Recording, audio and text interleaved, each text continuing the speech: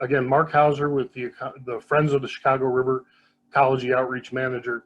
And this is the Chicago River Turbulent History and Recent Renewal, Part 7 of Land Management Issues. Part 7 of a 7-part series.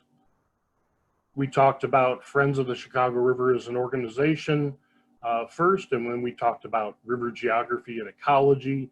Where is the river? How did it form? What type of river is it? What type of habitats are around the river?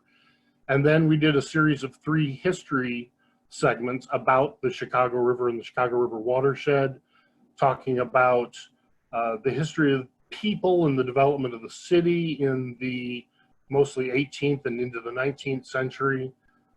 We talked about early water quality challenges with Bubbly Creek and the Union Stockyards into the 20th century. And then all of the canal building and infrastructure improvements into the later 20th century. Last Tuesday, it would have been last Thursday, we actually talked about water quality issues and some of the issues that are still remaining in dealing with the Chicago River as a environment and as its health and vitality. Today, we're going to kind of talk about land management issues, so more not water chemistry, not water quality, but more of the land issues in terms of soil erosion and habitat and biodiversity along the edge of the river. It was just too much for one single day of presentation, so I had to split it up. All right. So today, I'm going to cover really quickly open green space, the management of urban stormwater and flooding issues with green infrastructure and land assessment programs, talk about soil erosion, turbidity, and gully formation, and then a whole big section on biodiversity, non-native species, native species, the benefit of native plants, and how Friends of the Chicago River and the Forest Preserve District of Cook County measure biodiversity in the forest preserves. We'll talk about wildlife habitat, loss of wildlife habitat specifically, and how we can restore it. Talk about some initiatives that Friends has done with bats, osprey, turtles, and catfish. We'll talk about downtown fish habitat as well, river access and trails, and paddling. So all of those things. This may be, compared to the others, a fairly short presentation. We have a lot of time for Q&A probably at the end as we go. But again, just put your questions in the Zoom chat if you want me to answer something right at the spot. Okay, so the first issue, and the issues are all going to be in red, and the proposed solutions or what Friends is doing about things is going to be in green. So it's kind of how you can visually look at the presentation. So our first red issue is a loss of open green space. If you look at Illinois, historically was 60% prairie. We were a state that was dominated by prairie with some forest and some wetland and whatnot, but it was largely open, tall grass, short grass prairie. We are in fact the prairie state, which is a funny thing because less than 0.1% is left of the prairie. But just to highlight it, the prairie is in black. So if you look at the 7 collared counties around Chicago, the prairie dominated this area at the time. There would have been a lot of grasslands, some areas of forest, savanna, floodplains, some dunes, but mostly prairie. Again, the 60% is statewide, but we also had some forest in the area. Now, take that to today. And again, like I said, 0.1% of the prairie is left. We've shifted most of the prairie land to being agricultural, farmland. The forest has diminished somewhat, and we've replaced some of that with urban areas. So we do have some urban areas in the state like Chicago and Springfield and East St. Louis and things like that. And those become issues. Going back to, we talked about the 1909 Burnham plan for Chicago. He actually envisioned the conservation of a lot of green space around Chicago. It was in 1914 that the forest preserves of Cook County started, and some of those lands were put aside, which was a very good thing. But he even envisioned larger areas up near the Skokie Lagoons and out west and down by Palos, which were set aside for being conserved as open green space. Some of that happened, a lot of it happened, but some of it didn't. And if you look at the map on the right, this is a conservation plan for Chicago wilderness. The darker green are areas that have been put aside, and some of the lighter green areas are acres that could be potentially protected in the future. And I would encourage us to go ahead and do as much of that as possible.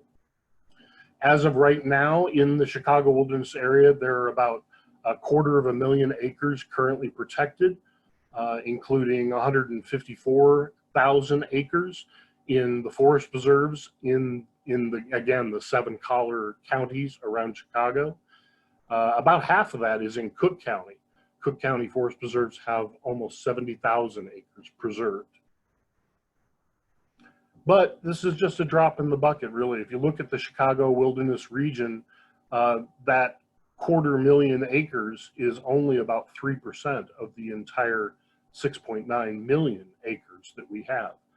So we are still, although we are very good at protecting open green space, we're still an urban area, and a lot of our land surface is impacted by the urban city.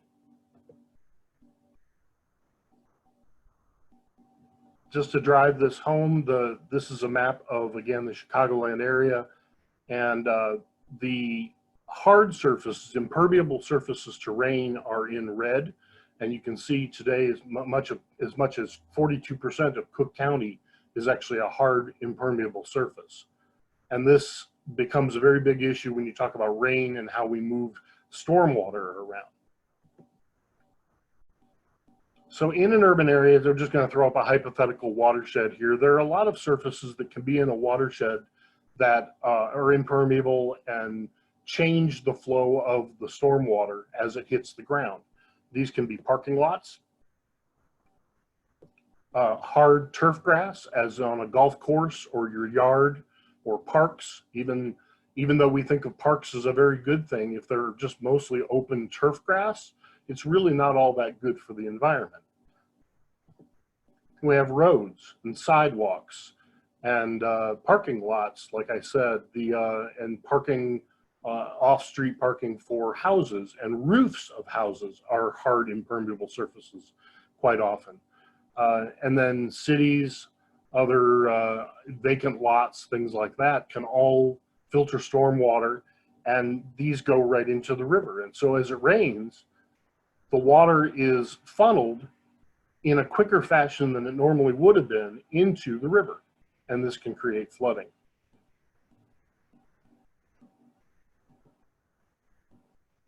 So if we look at a natural system on the left with 100% precipitation, about half of it would go into the ground and about half of it would go back up into the air. This is a normal forest or prairie kind of ecosystem. About 50% of the groundwater, 40% back up as evapotranspiration into the atmosphere. When we get into an urban area where it's built up by humans, that 100% precipitation becomes, it splits into 3 groups. There's groundwater infiltration, there's also still evapotranspiration, but a lot of the water that hits a hard surface will run off into the storm sewers or into a ditch or a river. And that can go very, very quickly. Okay. So if I had to sum this up, if we have evapotranspiration and groundwater in a natural system is about 50-50. If you take about half of each of those into the urban setting, that becomes your storm sewer runoff. And so 20% of the total from evapotranspiration and about 25% from the groundwater becomes your 43% runoff into an urban situation. And that again goes right into the sewers, and it goes right into our rivers. Now, what does that look like? A couple of examples from Western North America, just because I couldn't get data about Chicago, but the upper left graph are flow data from a couple creeks in Washington State, the Newaukum Creek and Mercer Creek, just outside of Seattle. Mercer Creek is a very heavily urbanized creek, and Newaukum Creek is a rural creek. And so if you look at a similar rain event, the urban stream is going to have a much higher peak, a faster peak in terms of the flow rate, because all the water is flowing off of these impermeable surfaces. It all gets to the water, the river, faster. And then over time, the flow rate actually decreases faster. So you have more flood and drought rather than a nice even flow rate over time. A more naturalized stream, like Newaukum Creek, has a lower peak. It's spread out over a longer period of time, and it helps retain water over time as well. So the flood, there is no real flood, but it retains water for a longer period of time so that the system actually has water, the floodplain and whatnot. It actually is beneficial to the plants that live there. The other example is a creek near Emerson, Manitoba, and this just shows you that as you get a river that is flooded and has a large volume of water going through it, it actually decreases the dissolved oxygen in the river. There's an inverse proportion or inverse relationship between flow rate and dissolved oxygen. And so as flow rate goes up, dissolved oxygen goes down. And this is again detrimental to the organisms that live there. All right, a green slide. So this is a potential solution to some of these problems. You probably have all heard of the phrase green infrastructure. This can mean a lot of things. It basically means anything that helps reduce the time that it takes water to get to the river, or excuse me, increase the time that it takes water to get to the river. We want to slow down that stormwater surge that's going to the river. So green roofs, like the image to the upper left, that helps diminish the water that's coming off of the roofs. It can actually go down your downspouts. You can disconnect your downspouts, put in rain barrels. That gathers stormwater as well. Parking lots and driveways can be replaced with paving stones that are permeable. They actually have gaps between the stones that allow the water to infiltrate. And in the extreme case, we can actually line roads with swales, bioswales, and areas that can collect rainwater next to the road. To encourage some of these things, Friends of the Chicago River has been doing for many years what we call the Blue Ribbon Awards. And these are awards that are given to architectural firms and engineers that design river-friendly infrastructure and projects. So if a business retrofits their business with a green roof, or they design a building from the ground up that has capacity for retaining stormwater surge, these kinds of things are eligible for green or blue ribbon awards. And we have awarded them every year. The people receiving the award in the lower right image are for the architects for the Riverwalk, the designers for the Riverwalk that is pictured on the upper right. No questions so far, gonna keep going on. Friends recently commissioned and actually put into plan a public lands natural areas assessment.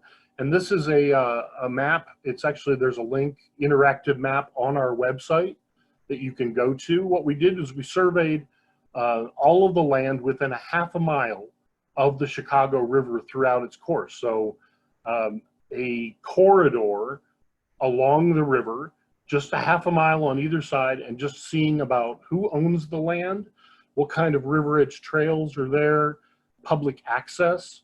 We looked at combined sewer overflow outfalls and where water is coming into the system and where there are flood zones.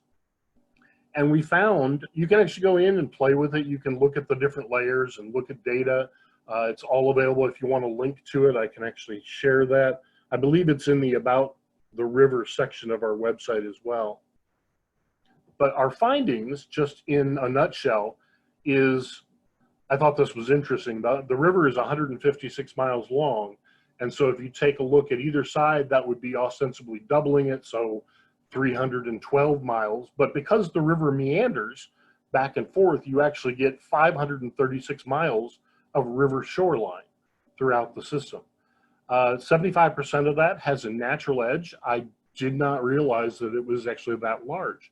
So if you discount all the portions of the river that have concrete walls and riprap and things like that, 75% of it has a natural edge. And about half of it is publicly owned. Within that half-mile corridor, there are 37,000 acres of open space, and 76% of this is publicly owned. So what my takeaway from this is there is a lot of opportunity for private citizens and businesses to actually impact the river by implementing projects that would actually retain soil, increase water quality right along their own land that is next to the river. And we're working with larger landowners like the Forest Preserves and the MWRD on how they manage some of these plots that are next to the river within this half-mile corridor. What are some of the issues that are in this corridor? Well, we're back to a red slide, so this is a bad thing, but soil erosion and turbidity occur all along the river. I should probably note right here that one of the jobs of a river is to carry sediment. It's not a bad thing, right?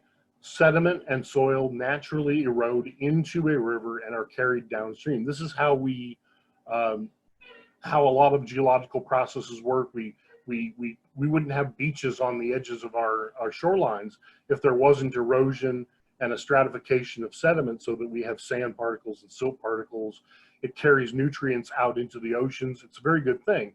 But if it happens too fast or in too large a quantity, then soil erosion can be a problem. But there are rivers. The Chicago River is naturally brown with sediment. The Mississippi River is very naturally brown. What you don't want is a river that maybe doesn't carry a lot of sediment to all of a sudden have a huge influx of dirt and sediment. That is unhealthy, and it shocks a lot of the animals that are in the water, animals and plants that are in the water. Just to show you a little cartoon example here, say we have two fish that are living in our river down here, and there's naturally some duckweed or algae that's growing on the surface of the water, and the fish are actually eating the organisms that are eating the algae, and you have a nice little healthy ecosystem going on there. Well, what happens if you all of a sudden get a huge unnatural influx of dirt? I'm going to put up some starbursts that are brown. This is going to be our dirt. If that washes into the water, it can actually stop photosynthesis, and your plants die, and so it cascades on up the food chain, and eventually your fish can die. So again, it's when it's out of balance and too much all at one time, that's when turbidity in soil can become a problem. On land, soil erosion is a problem because it creates what we call gullies. They're channels that are formed by the erosive force of water. And they all start small, but if they're allowed to linger, they get bigger and bigger and bigger over time. And this is actually how we get canyons and things like that. But this is if humans kind of funnel this water into one space, then it becomes unnatural and you get a scouring of the landscape, and there's no more topsoil there, and it becomes exposed rock. And that's not good, especially in our Midwestern ecology here. So why are gullies considered bad? Well, the human-made impervious surfaces that funnel stormwater to the edge of the forest preserves often just end in a pipe that leads into the forest preserve. And this water is funneled off of a road or a parking lot or turf grass, and is just dumped on the forest preserve. And I'm sure the thinking is that the forest preserves will be able to handle it. It's kind of like a sponge or a buffer. Well, if you put it in all at one spot, it's kind of like a hose or a nozzle, and it just shoots in there and actually scours the landscape and takes all the soil away. So we get flash flooding and eroding nutrient-rich topsoil and degrading water quality, and what we call first flush pollutants, which means that when you get an influx of stormwater off of, say, a parking lot, you're going to get all of a sudden all the oil and antifreeze and road salt that was on the vehicles and put onto the roads. So that's going to degrade your water quality in a very short period of time. And it'll happen like surging punches into the forest preserve. Projects that Friends has done partnering with the forest preserves to decrease soil erosion. We did gully repair training workshops over the past couple of years. And what you can do is when you have a slope like this one is, where it's just bare soil and you can see a lot of exposed roots and the water is washing away the topsoil, you can temporarily put what's called jute matting or erosion cloth over top of it. And this is going to diminish the force of the rainwater and the stormwater as it's moving over the surface. The jute matting or the erosion cloth will actually degrade and disappear over several years. And so what you need to do is, in partnership with this, also introduce native plants that are going to take the place of the erosion cloth eventually over a period of 3 to 5 years. If you're really into this topic and you want to learn more about gullies, Friends of the Chicago did a gully walking report back in 2015, all about where gullies are and how deep they are. It categorizes them as level 1, 2, and 3 if you're interested in that kind of thing. And then we also have a gully guidance manual, which may be more of a use to, especially those people who own property within that half-mile corridor along the river. If you do own property there and you have a gully and you want to take care of it, the Gully Guidance Manual actually helps you determine how deep it is, what level gully it is, and what kind of remediation techniques you could use to stop the gully from being such an influence on water quality. So if you're interested in those are both on chicagoriver.org.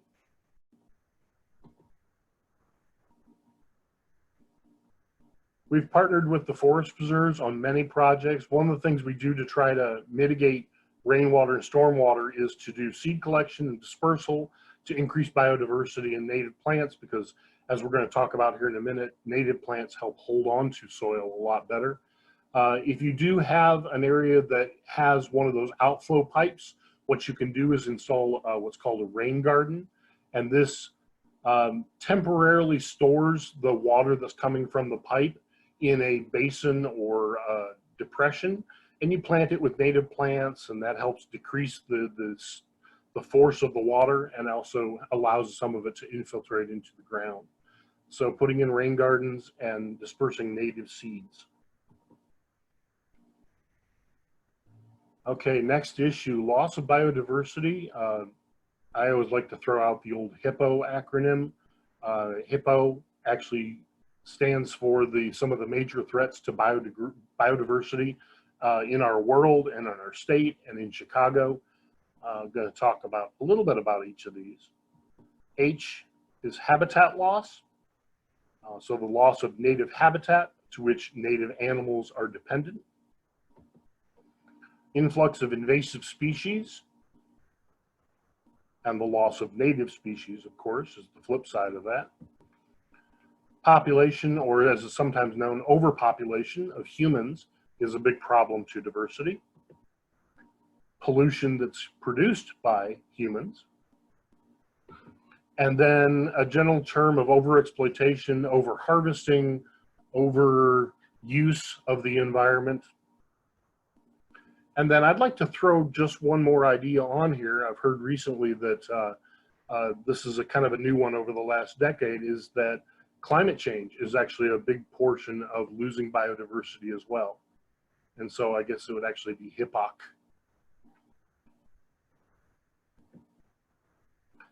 So what does loss of biodiversity look like? Well, if you have this array of native species, and these are just representative, not even necessarily things that are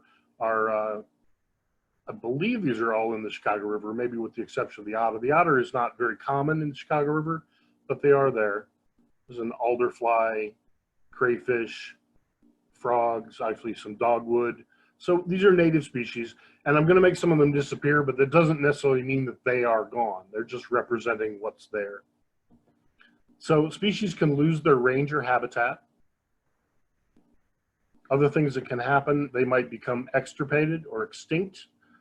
Extirpated just means regionally extinct. They might still be somewhere else, but they're no longer here. Bear and bison and things like that are Chicago examples of an extirpated species. Species can become affected by pollution, which is a direct cause of overpopulation, those kinds of things.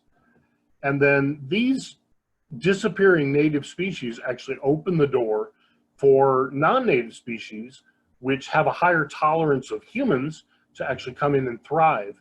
And I won't talk about each of these, but some perfect examples of zebra mussels were brought in. Asian clams were actually brought in by ballast water and ships to our area.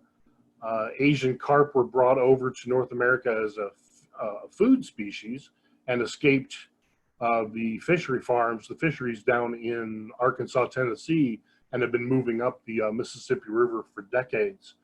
The European starling is one of my favorites. The example is they were actually brought to North America, intentionally brought to New York City, and a pair of them were released in the Shakespeare Garden because the idea was they wanted every species that was listed in a Shakespeare play to be in the Shakespeare Garden.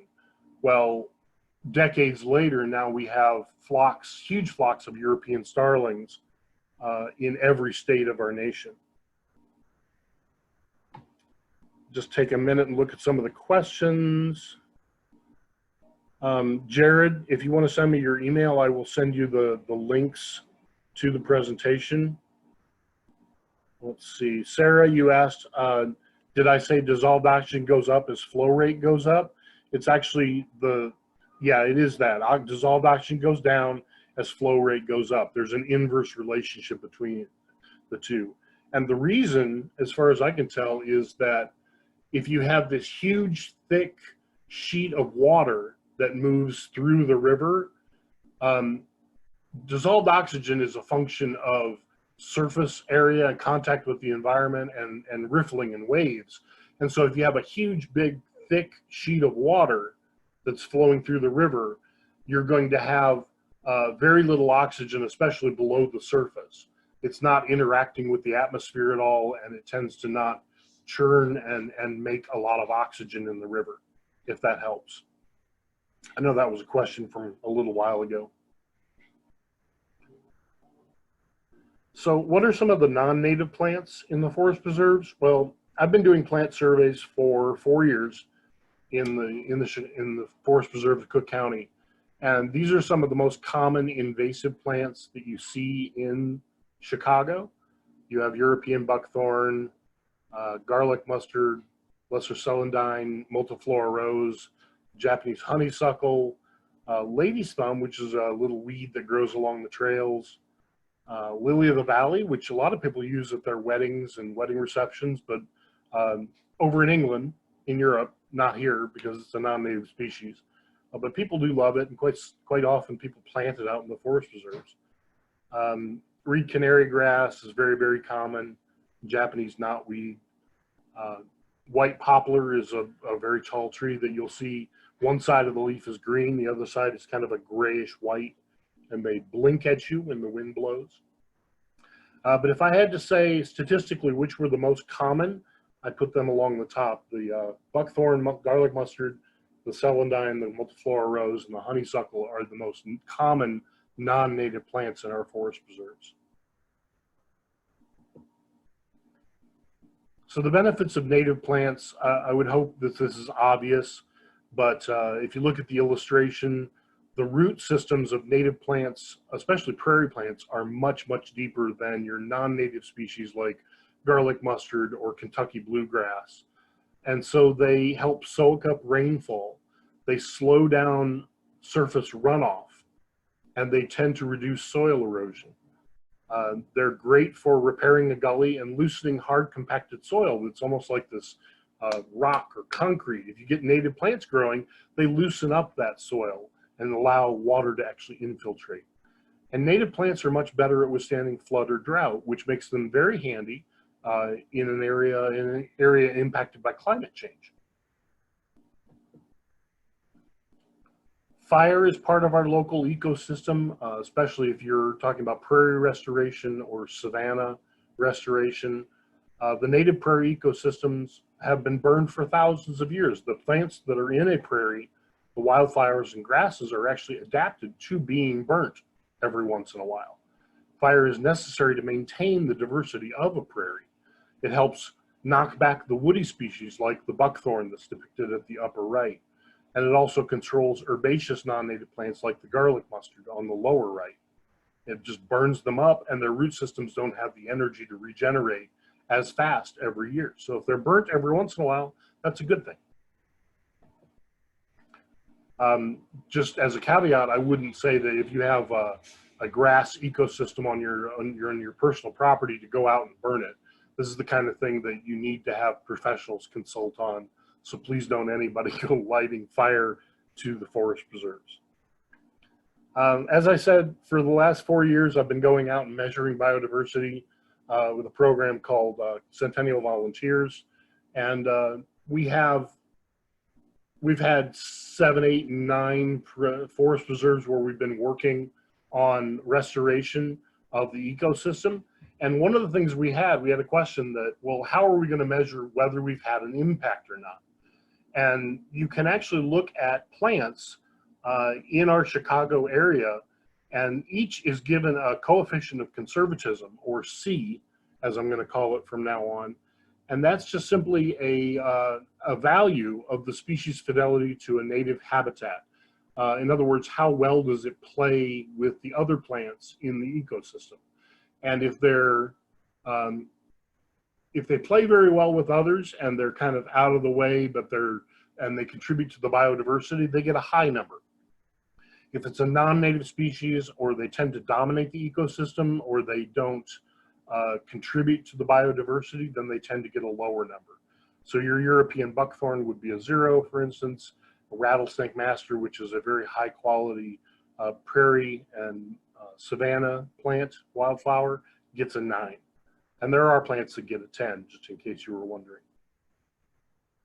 So I'm not going to bore you. I have an entire hour-long presentation on floristic quality, but just to show you the results, if you look at the data we got from 2016, the first year I did this, I looked at, I believe it was 9 different forest preserves, Soame Woods, Labaw Woods, Kickapoo, Forest Glen, Whistler, Blue Star, Beaubien, Clayton Smith, and River Oaks. And if you measure their floristic quality, which is the mean C times the square root of the number of native plants, you don't have to remember that, you get a 15.92. And 46% of those forest preserves were covered in native plants. So less than half. So if you take the mean of those, you get the red box. And if you look at a 2-point increase and 10% increase in native coverage, you get the yellow box. A 4% increase and a 20% increase, you get the green box. So how can we measure how this has increased? Well, I went back in 2017, measured the same forest preserves, and this is what happened.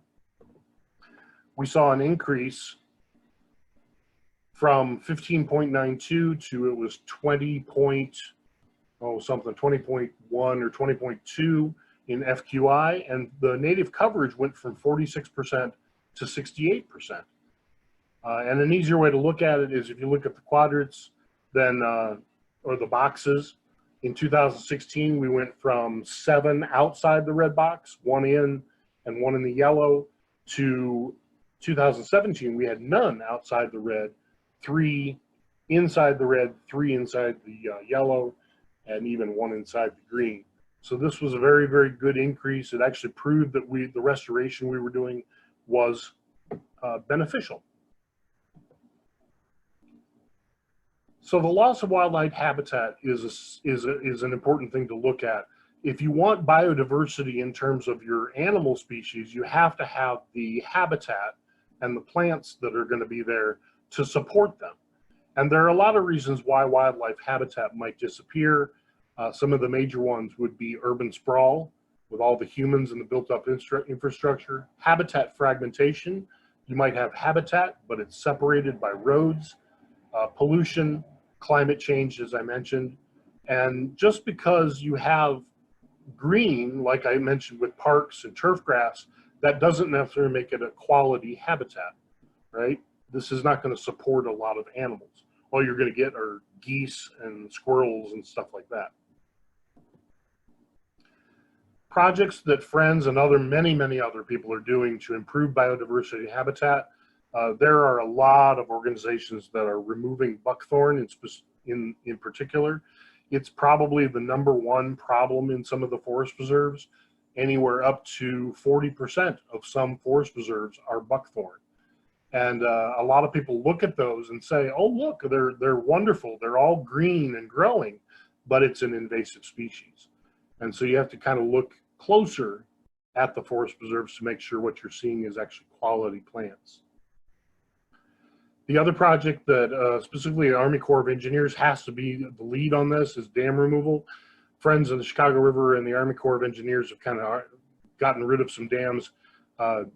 Great one is at the River Park confluence along the North Branch. We also got rid of a dam and impediment to fish migration at Mill Creek along the Cal Sag. So this helps. And as soon as we took those out, you see 6 to 7 fish species come upstream that had never been there before. So this is a great boom to fish biodiversity. I mentioned Centennial Volunteers. It's a great program for getting youth and people out to help increase biodiversity in the forest preserves. And there are many ways you can volunteer for Centennial Volunteers if you wish. You can go to the Forest Preserve site. Friends of the Forest Preserve site has a calendar. Friends of the Chicago River has a calendar, all online. Some projects that Friends specifically has been doing over the years, I kind of touched on this the very first presentation, but we've installed over the last 5 or 6 years, 6 different bat houses across the watershed. We've actually restored over 150 acres of turtle habitat. We've put up 6 osprey poles, and I would encourage everybody to go to YouTube and actually watch the video of the very first occupancy of one of our osprey poles down in Bovian Woods.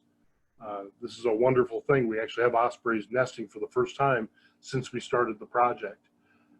We also put 400 of those concrete tubes into the Chicago River as catfish habitat, and we released nearly 250,000 catfish, channel catfish, into the river to increase their numbers.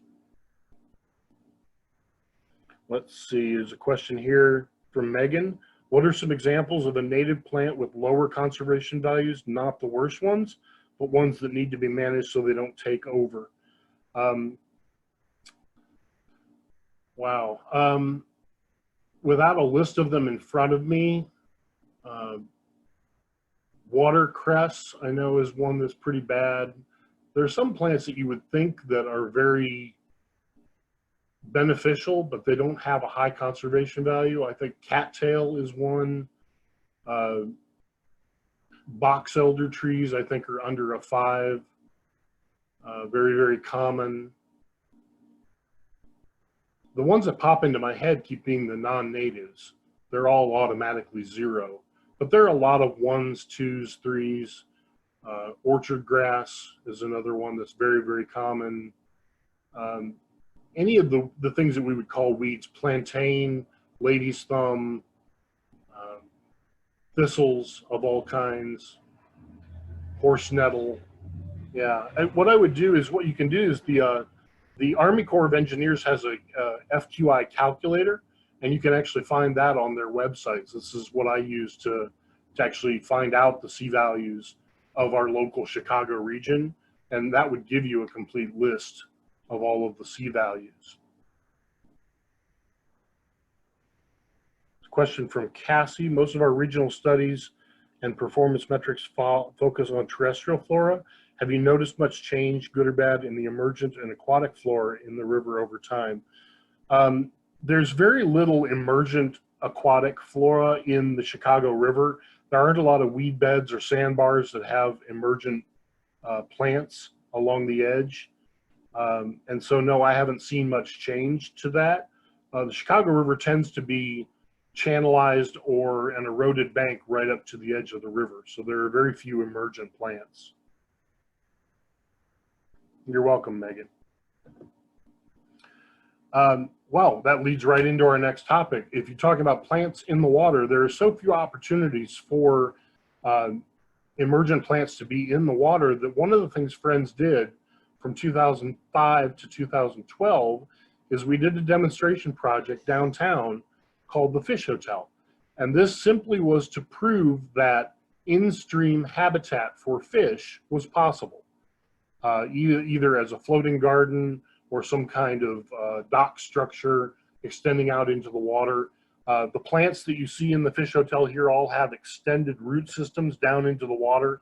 There are hanging gardens that allow insects and young fish to flourish. And this was a big success. We stopped doing it in 2012 because we had proven the technology, so to speak, and the city had already adopted it and was going to be putting it in to the Riverwalk, which they did. If you've been to the Chicago Riverwalk, the Jetty portion is full of wetland hanging emergent plants hanging down into the water. There's a section actually upland, there's some emergent on the end, and there's some actually submerged plants below the water surface. I think I have an illustration here. So under the pylons underneath the piers there are hanging gardens and root systems that allow again, insects and young fish to thrive. And this has been so successful that some of this technology is going to be done on a massive scale along the Wild Mile, which is something we talked about before. But the 1 mile stretch of Ogden Canal next to Goose Island is going to be converted into a series of trails and habitat and actually extending out into the water, along with recreational opportunities for paddling and canoeing. So this is a repeat slide from one of the first presentations, but if you look at the count of fish species found in the Chicago River and Calumet River systems between 1974 and 2005, we went from approximately 10 fish species to today, I believe we have 76 is the last number that I heard. And these are for various reasons, including water quality improvements. TARP became operational, which is something we talked about, the tunnel and reservoir plan, and things like that. And so we see a lot more fish in the Chicago River today, and we need to provide them the means to actually thrive and reproduce. We've seen a rebirth in fishing programs in the Chicago River as well. Just to highlight the young gentleman in the Cubs cap in the upper right, actually participated in a fishing program 3 years ago, and caught an American eel in the Chicago River. That's a species that is migratory. They actually, they spawn here, but they thrive, they spend most of their life actually out in the Atlantic Ocean.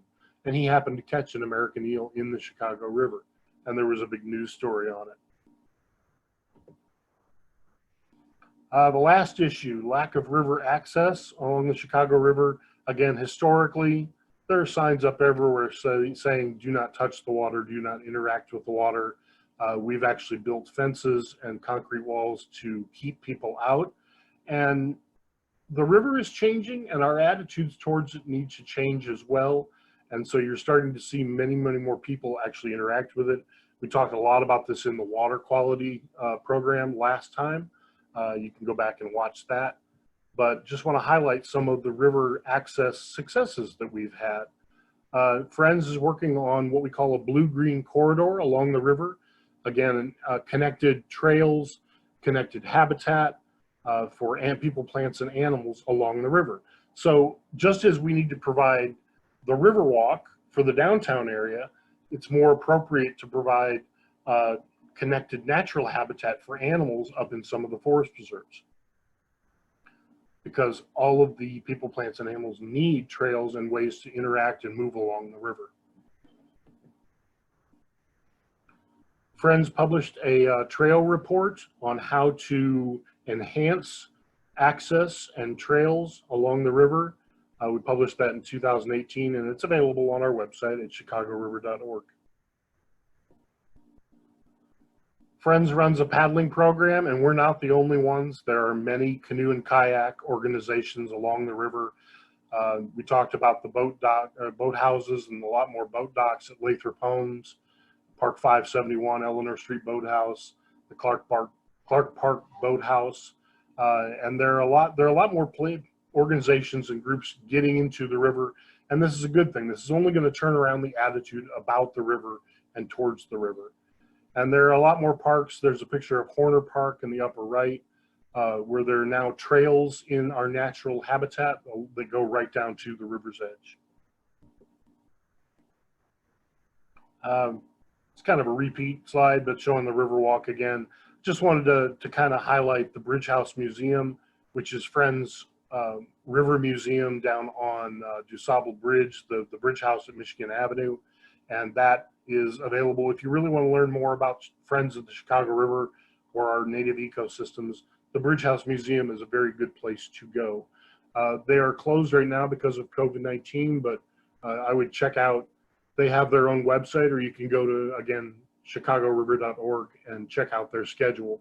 The cool thing is you can actually see a bridge, the bridge gears moving as the bridge goes up and down when there's a bridge lift.